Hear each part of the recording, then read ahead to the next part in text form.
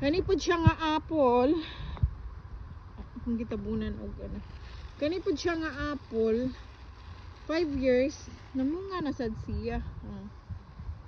Akong giputos kay para wala kayo bugs. Daghan kani siya unod ay mga bulak.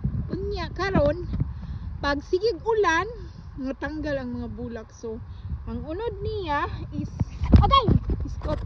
Ang unod niya is duha ra ang nabilin kay sigig ka hulog. Tanan mga bulak. Shoot! Nangahulog ang mga bulak, guys. So mura ni siya. Duha ra ka po kang nabilin. Unya gamay kay siya nga puno ana. See? Yang ang usa nang hulog sa ng mga bulak. Pag mag-ulan siya, guys, nag-ulan siya og manat nang hulog ang mga bulak. So I don't know kung saan pag-keep sa mga bulak pwede mga hulog. So parang